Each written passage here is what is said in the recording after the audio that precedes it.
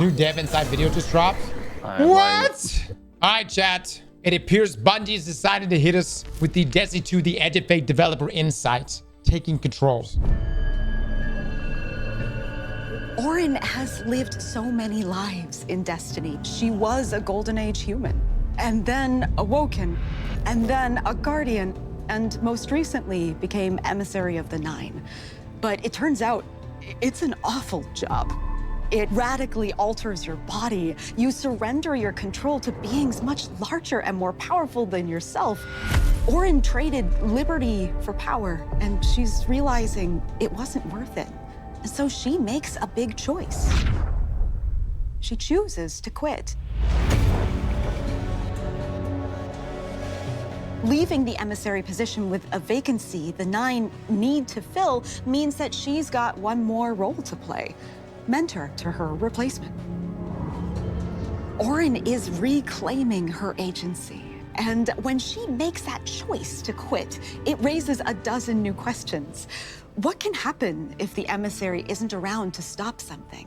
What does quitting a 4-dimensional job do to a 3-dimensional brain? And most importantly, who is her replacement? No. How hard are the Nine going to have to search to find one?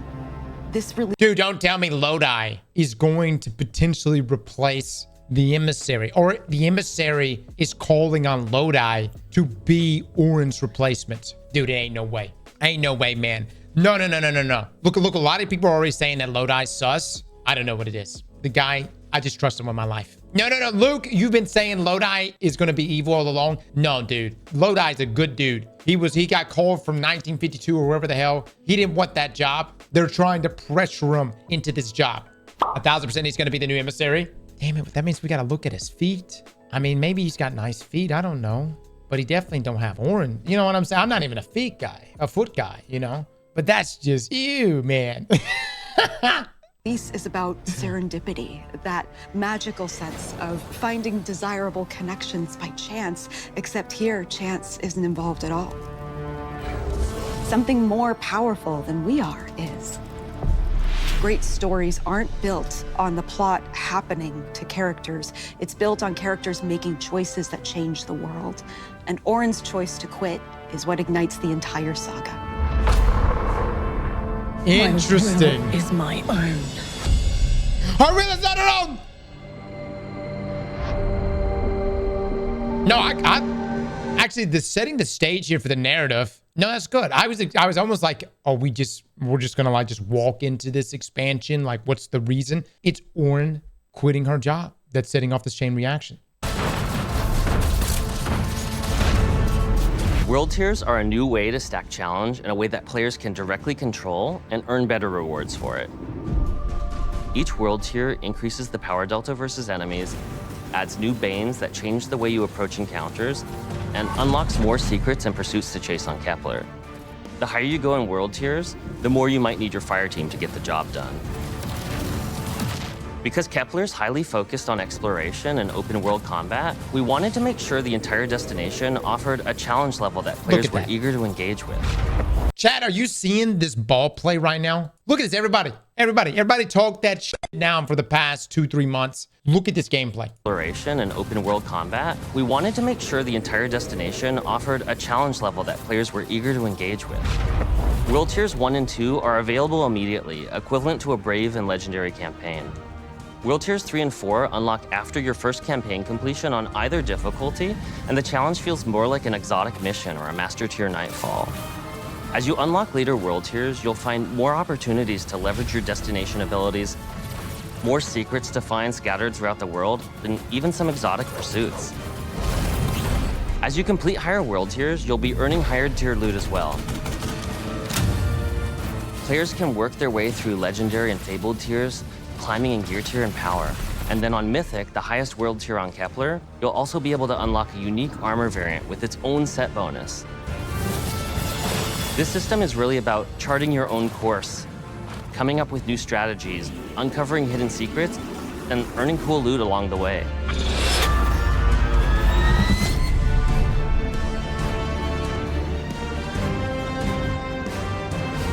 All right, guys. All right. I think we already knew about world tiers, but this beginning portion here that just sets the stage for the narrative, that right there is what's so key. And dude, I like the Lord.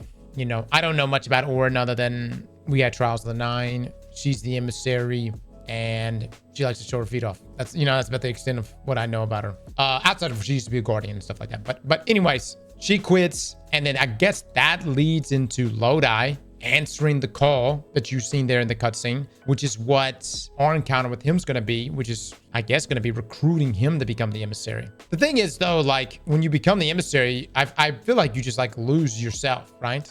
Oh, Orin and Drifter had a thing. That's right. They used to bang. Interesting. It's important to know. So now we have a love triangle. You've got Orin, you've got, she's returned. You've got Eris, but she's practically a hive god now, which is like the kinkiest thing you could be. All right. I'm just saying, brother, once you go hive, you don't go back. All right. So, and once you've dabbled with the hive god, good luck. But at the same time, Orin's got that nostalgia play, you know, so she could pull that out. Honestly, I would really love that to become somewhat of a focus in this expansion. Just to see a little bit of, like, you know, dialogue between Drifter and Orin. You know, see what might happen. I bet you would. Whoa. I'm here for the dialogue, here for the story and character development, all right? If I want to play Gunnar bait, I'm gonna go somewhere else. Orin left Drifter, not the other way around. Oh my God, this just keeps getting juicier. You understand? Okay, look. If it was Drifter that had left her, I wouldn't be that concerned. But Orin left him, brother. I think one thing we can conclude from this is that Drifter's in defeat. That's the only thing we can pull from that. And can we blame him? Right? Can we blame him? Eris was never really 100% about it, though. Eris is the type that just likes to bang, have fun, and move on to the next thing. What are you talking about? You not paying attention to the lore this past season? Oh, no, man. They were deeply hurt. Or Drifter was deeply hurt that Eris was gone. And Eris, too. She was a Golden Age human, and then awoken, and then a guardian. And how does that happen? How do you go from a Golden Age human to an... I need to look up a Bife video. So a human to an awoken, then a guardian? Leaving the emissary position with a vacancy the Nine need to fill means that she's got one more role to play. Mentor to her replacement. That's a great question. Why would she want to mentor her replacement if she quit the job? You know where I'm coming from? What is there, like a severance package here? This job sucks really, really bad. So much so that I've lost myself. Hey, I'm going to train you to do it, though. Who's her replacement? We're assuming Lodi. Who is her replacement? How hard are the Nine going to have to search to find one? This release is about serendipity, that magical sense of finding desirable connections by chance, except here, chance isn't involved at all. Something more powerful than we are is. Great stories aren't built on the plot happening to characters. It's built on characters making choices that change the world. And Orin's choice to quit is what ignites the entire saga. My will is my own.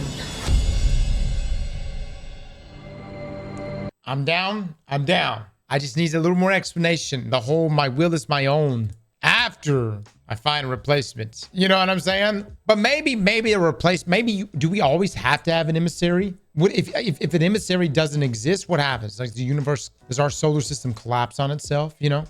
She didn't choose Lodi. The Nine did. She's going to find him and make sure she mentors him and tell him things she didn't get to know before joining to fight back at the emissary. Oh, that's a good point. So you're saying she's going to see that Lodi is going to be her new replacement, but to prepare him, she's going to let him know. He's going to be like, hey, this is what you're in for. No pay holidays, no weekends off, occasional night shifts, and no fucking overtime. And all the 2 centuries I've been here, they've never paid overtime once. Dude, these are deal breakers. No, man, that's yeah. Is Zer going to be our homie still? I mean, he's still going to be bringing us stuff, yeah.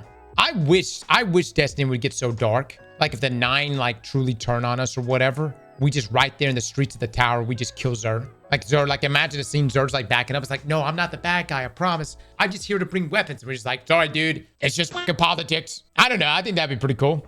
World Tiers 1 and 2 are available immediately, equivalent to a Brave and Legendary campaign. World Tiers 3 and 4 unlock after your first campaign completion on either difficulty, and the challenge feels more like an exotic mission or a Master Tier Nightfall.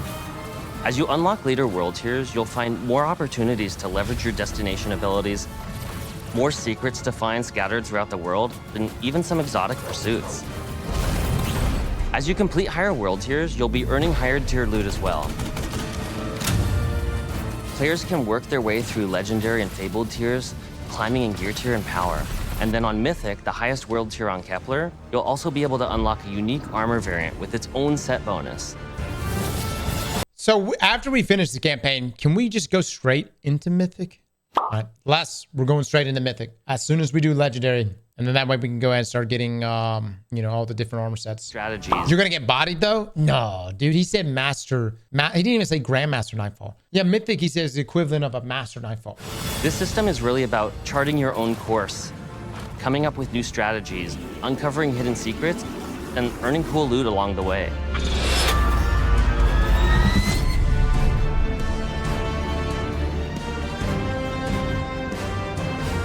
All right. Well, guys, we are 7 days away. 7 days away. Now, I will say, out of everything here, the most cryptic shit we have seen all day today. You see, Bungie's been dirty talking us on Twitter now for the past, I don't know, what would we say, week?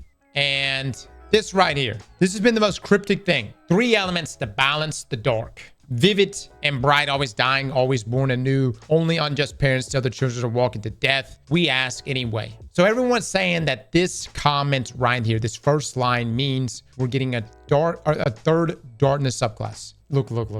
It ain't happening. I just want everyone to know it ain't happening. I will bet my vault. I will stake my account. I will bet Luke's employment on the team that we are not going to get a darkness subclass in Edge of Fate. And you can clip it right now. That's just how confident I am that it ain't gonna happen. But listen, could we get something in Renegades?